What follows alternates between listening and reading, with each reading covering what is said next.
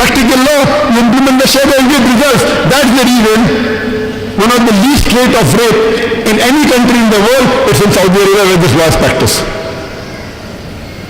That is the reason I tell you that Islam, besides teaching good things, shows you a way how to achieve the state of goodness. It's a practical way of life. As I told you earlier, Islam comes from the root word salam, which means peace. It's also derived from sin, which means to submit your will to God. Islam in short means peace acquired by submitting your will to God. And anyone who submits his will to God, he is called as a Muslim. What is the meaning of the word Jew? Jew by definition means someone who praises God, someone who loves God. I praise God, I love God. By definition, I'm a Jew. What is the meaning of the word Christian? Christian means a person who follows the teaching of Jesus Christ, peace be upon him. I follow the teaching of Jesus Christ, peace be upon him. And I've given a talk, similarity with Islam and Christianity, and I've proved that Muslims are more Christian than the Christians themselves. They follow more of the teaching of Jesus Christ than the Christians themselves. But if you say Christian is a person who worships Jesus Christ, peace be upon him, then I'm not a Christian. What is the meaning of the word Hindu? Hindu is a geographical definition, meaning people living in the land of Indus Valley. I come from India, I live in the land of Indus, I am a Hindu by geographical definition. But if you say Hindu is a person who idol worship, then I am not a Hindu. So by definition, I love and I praise God, I am a Jew. I follow the teaching of Jesus Christ, peace be upon him, I am a Christian. I come from India, I am Hindu, and I submit my will to Allah subhanahu wa ta'ala, I am a Muslim. Islam is the most practical religion. That's the reason Allah says in the Quran. I like to end my talk with that. In Surah Al-Imran, chapter number 3, verse number 19. Inna dina indallah al-Islam.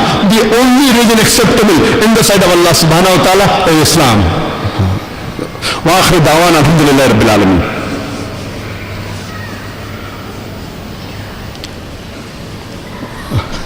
Inshallah, we will have a few questions.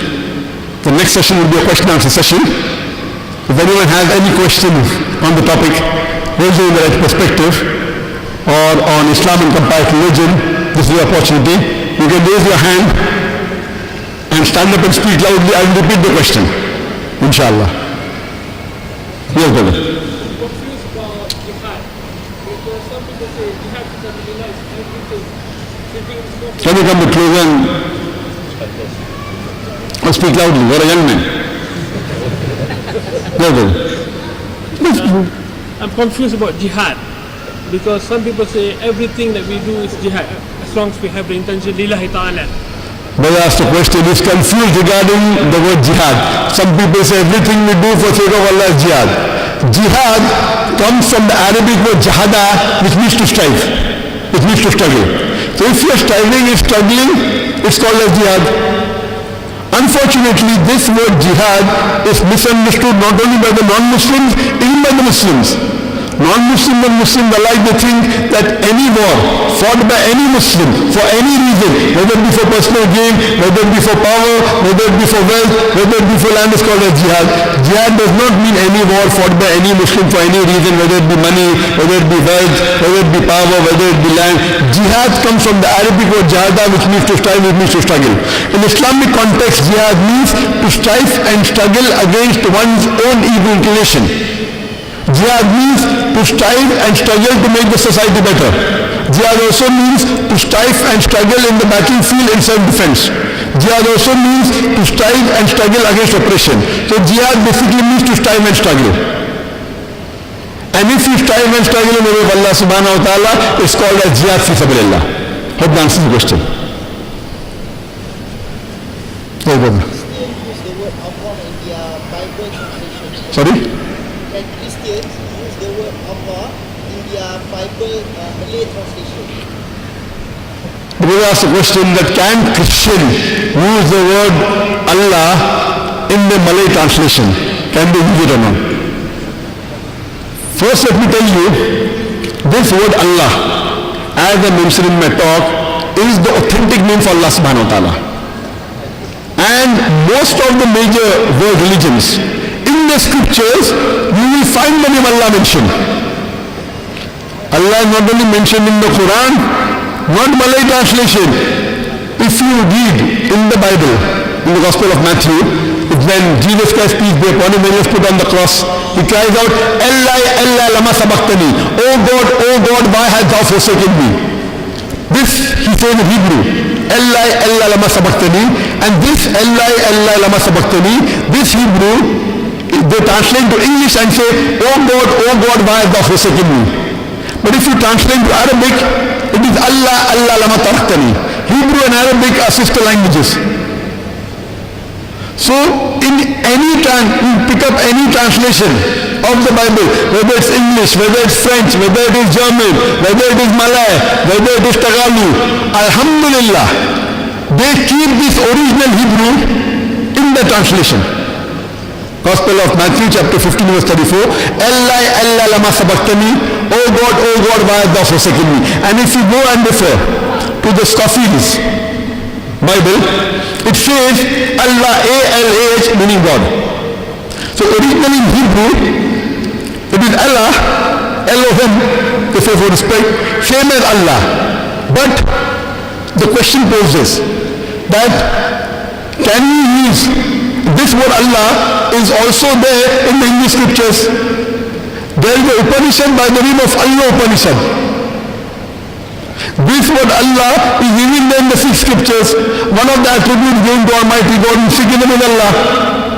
So Allah is the original word which has been maintained in most of the major world religious scriptures.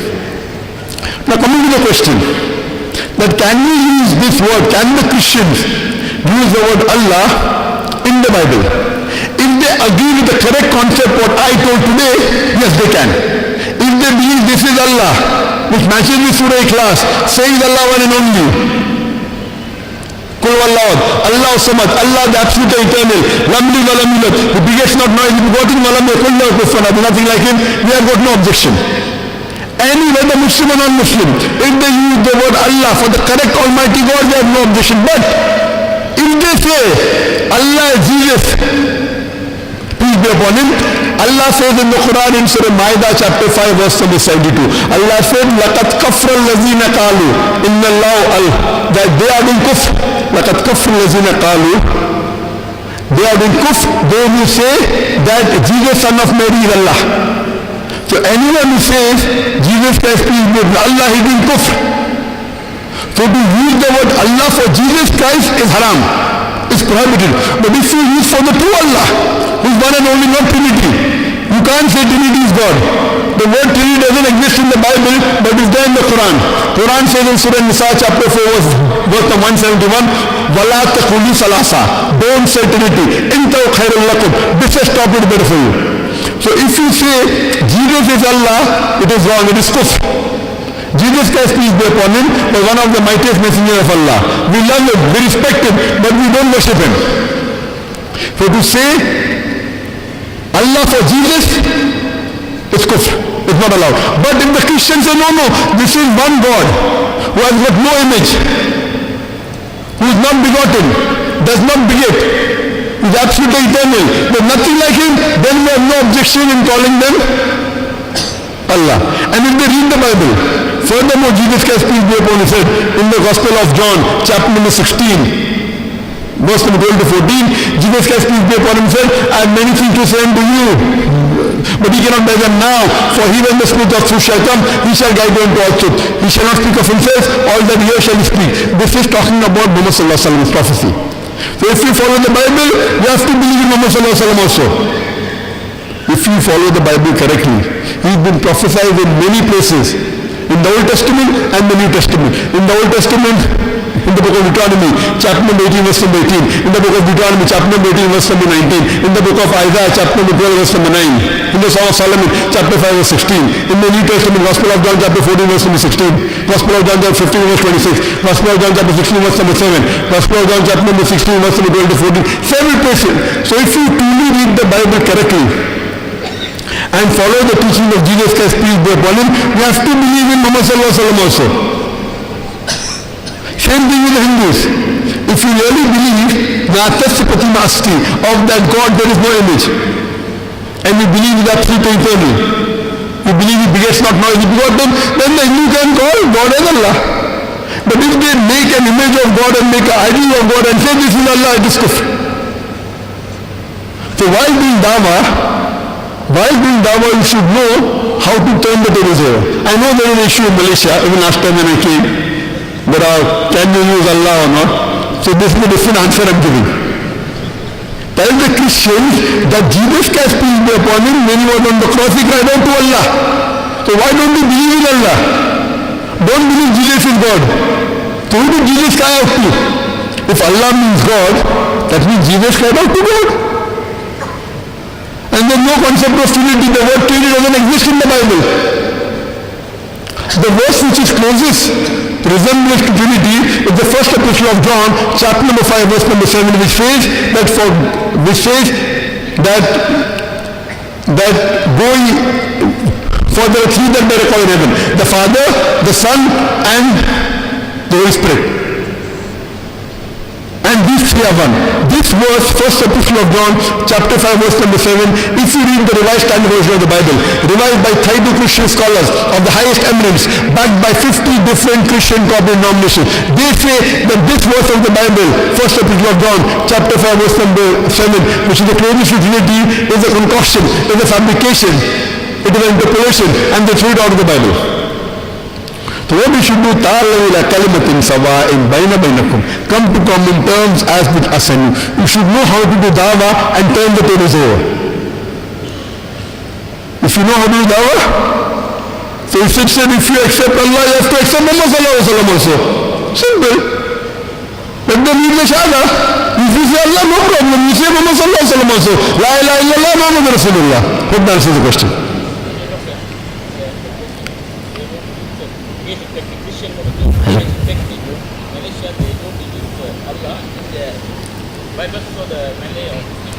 They were saying that the Christians use a propagation technique and they use Allah to trap the Muslims. I'm aware of that. That is the reason I said that if they use the word Allah for Christianity, for Jesus Christ, it is kufr. So you should know to turn the tables over. So when the Christian comes and tells the Muslim that Allah is God, you tell him you have to believe in Muhammad sallallahu alaihi wasallam also. So instead of he converting you, you convert them, you revert them. This is the technique I'm saying. Say Jesus Christ, peace be upon him, in the Bible, in the Gospel of Matthew, Allah and not Malay translation, Hindi, Urdu, Spanish, English, any Bible you pick up, Alhamdulillah, Summa Alhamdulillah, the word Allah is there. But if they try and do mischief and they say Jesus is Allah, then use the verse of the Quran of Surah Ma'idah chapter 5 verse 72, which says, لَقَدْ كَفَّرَ الَّذِينَ قَالُوا, that they are being kufr, those who say that Jesus, son of Mary, is Allah. And وَلَا تَقُولُوا ثَلَاثَةً, don't say Trinity, Surah Nisa chapter 4 171. So if you know how to handle, you can turn the tables over. Then now when you say Allah, say Muhammad Rasulullah, so no. Why say half the Shahada, say the full Shahada, La ilaha illallah Muhammad Rasulullah. Hope that answers the question. No problem. We're talking about law. Do you think the law practical to be implemented in country multiracial?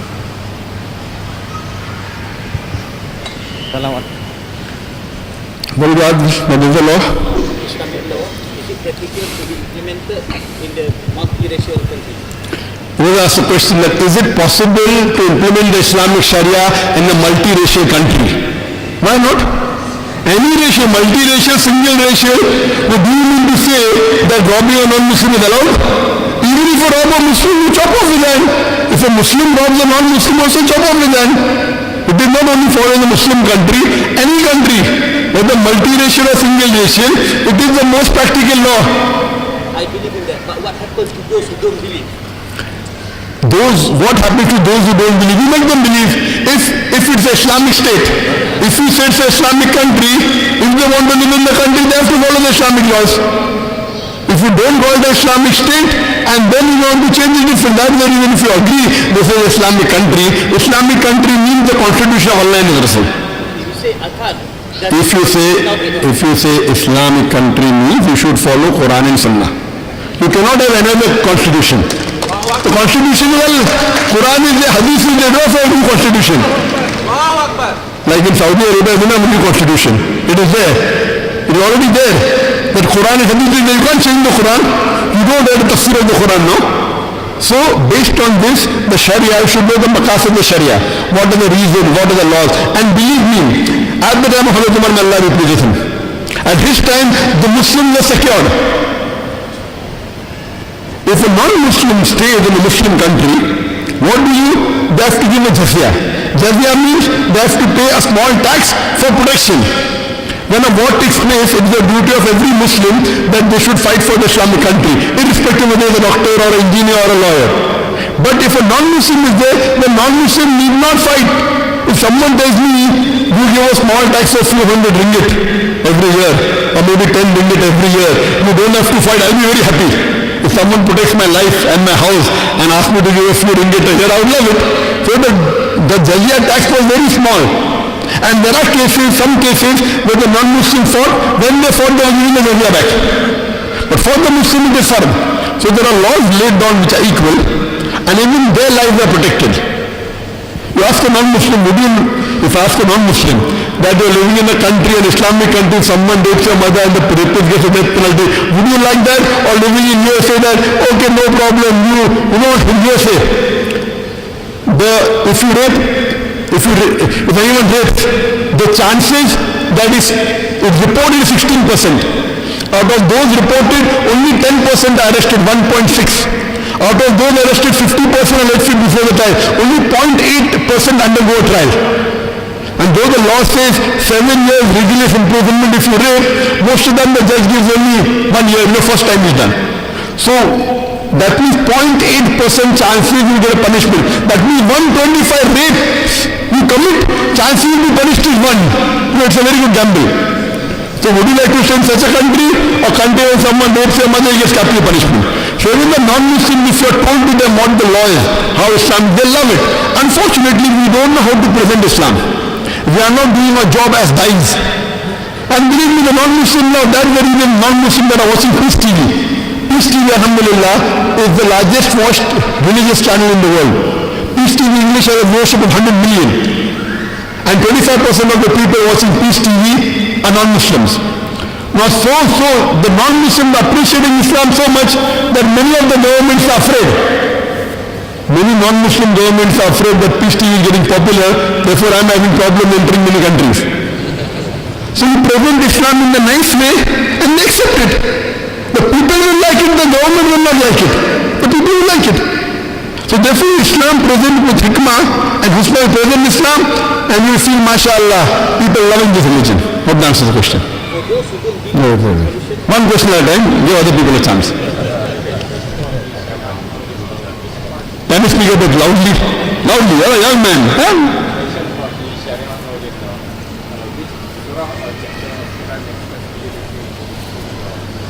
Which chapter of the Quran?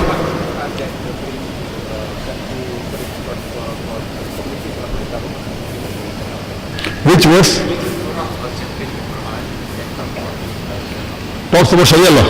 The brother is asking which verse of the Quran talks about Sharia law. The whole Quran is the Sharia. Sharia means, what is the Sharia? Sharia means way, the path as per the Quran and the Sahih Hadith. That's called Sharia. So which the whole Quran is the Sharia. The whole Quran, you have to follow. Allah says, Rasul, obey Allah and obey the Messenger. Many places. Even so in Nisa chapter 4, 59, Atullah fi Rasul, obey Allah and obey the Messenger. That's the Sharia. What has Allah said? It mentioned in the Quran. What the Prophet has said is mentioned in the Hadith. So Atullah fi Rasul means obey Allah and obey the Messenger, follow the Quran, the Sahih Hadith, and then you will be on the right path. Yes, brother. Loudly. Should Muslim believe that Jesus will return back at the end of the world? Who will return? Isa alayhi salam. Because I asked the question that should Muslims believe that Jesus Christ, peace be upon him, will come back? Yes. It's one of the articles of faith. It's also mentioned in the Quran that one of the signs before Qiyamah will be the coming back of Isa alayhi salam. And there are many hadith, Sahih hadith, which say that Isa alayhi salam is going to come back. Now what is the reason Isa alayhi salam is going to come back? Allah says in the Quran in Surah Nisa chapter 4, 158, Allah subhanahu wa ta'ala has raised him up alive. So in Nisa chapter 4, 157, Allah says, he was not killed, neither was he crucified, but he was raised up alive unto Allah subhanahu wa ta'ala. The reason Allah subhanahu, and that's also mentioned in the Bible. If you read in the Gospel of John, it says that Jesus Christ, peace be upon him, will be coming in the second coming in this world. And when he comes, and when the people will say, oh Master, did we not do wonders and miracles in your name? So Jesus Christ, peace be upon him, say, ye men of iniquity, I don't even know you, depart from here. They mention in the Bible. When people come and say that we did wonders and miracles in your name, so Jesus Christ, peace be upon him, will say, ye men of iniquity, ye sinful people, I don't even know you. The reason Isa alayhi salam has been raised up alive is because he was the only messenger of Allah subhanahu wa ta'ala, whose followers as a whole mistook him that he came divinity. There was no other messenger besides Isa alayhi salam whose followers misunderstood that he came divinity. So Allah subhanahu wa ta'ala raised him up alive so that before Qiyamah he will come again. He will not come to give a new law. The deen is complete. Allah says in Surah Ma'idah chapter 5 verse number 3, on this day have I completed my favor unto you and have chosen for you Islam. The deen is complete. Nothing new can be added or subtracted. Isa alayhi salam will come as Ummat Muhammadi sallallahu alaihi wasallam. He will come as Ummat of Muhammad sallallahu alaihi wasallam. He will come to testify to the Christian who never claimed divinity. And Allah says in the Quran in Surah Ma'idah chapter 5 verse 16, on that day, oh God, you be witness, I never told them to worship me, but I told them, oh Budullah, worship Allah, Rabbi wa Rabbukum is my Lord and your Lord. So in the second coming, you will come to testify to the Christian who never claimed divinity, but he was a messenger of God. Hope that answers the question. No problem. What is the answer for those who are saying hijab must come from the heart? What is the answer for those who say hijab must come from the heart? Hijab must come from the heart. But that doesn't mean it should not come in the body. Hijab comes from the heart, but even your body should be proper. Hijab, there are different types of hijab. As I told in my answer, I was talking to you about hijab of the extent. That for the man level to the knee, for the women the complete body should be covered except the face and hands up. Suppose someone says, I'm not covering my head, but the hijab of my heart. You have to prevent other people fisting on you. If someone goes with shorts, mini shorts and deep neck and says, in my heart it's clear. If you invite a woman for trouble. So therefore, there's a saying in Hindi, Tali Dua se bachche, that you always clap with two hands, you can't clap with one hand. So both are responsible. If you attract also, you are responsible, you are responsible. So there is hijab of the clothing which I discussed. There is hijab of the heart that you should not look and think bad about others. You should not feast on the beauty. There is hijab of how you talk. If you wear a proper hijab and then keep on talking with Jen, how are you? Fine, thank you. Let's go for the movie. We are wearing the hijab, but you are talking with complacent in your voice. So Allah says in the Quran in Surah Azab chapter 33 that, O wives of the Prophet, be not too complacent in your voice, lest in somebody else's heart with a disease, you may be deceived. So the hijab of clothes is there. Besides your clothes being loose and properly covered, you cannot intermingle with the opposite sex. You cannot say, I will stand shoulder to shoulder with the girl and boy. No. A girl cannot shake hands with the boy. No, madam. Madam, no problem. Brother, sister, no problem. Son and mother, no problem. But a madam, they cannot shake hands. They cannot visualize. They cannot look at each other. That's the way Quran says lower gaze. You cannot look into the eyes and talk for long. So hijab of clothes is there, hijab of heart is there, hijab of tongue is there, hijab of eyes is there. Lowering your gaze means hijab of eyes. Hijab of heart means you should not think bad about others. So both are important, everything is important. Hope that answers the question. Yes, brother. Wa alaikum assalam wa rahmatullahi wa barakatuh. Sorry, can you speak louder?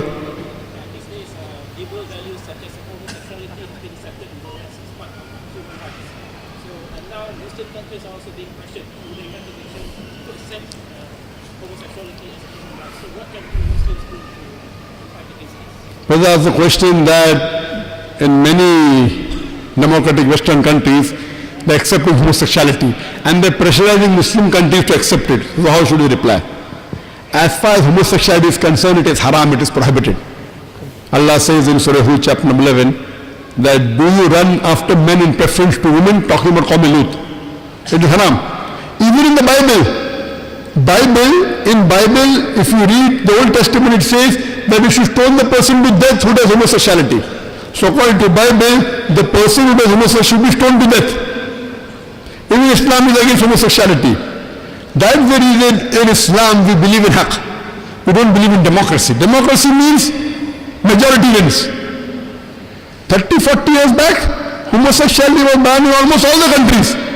In 1996, I went to Toronto in Canada. When I went to give a lecture I saw in the front page a man kissing a man. So Canada legalized gay marriages, homosexual marriages in 1996 when I went there. Slowly, other countries are doing. And you're right, now they're pressurizing Muslim countries. For us, the law, our constitution is the Quran. That's the reason someone asked me, what is the law? It is the Quran. Quran says homosexuality is haram.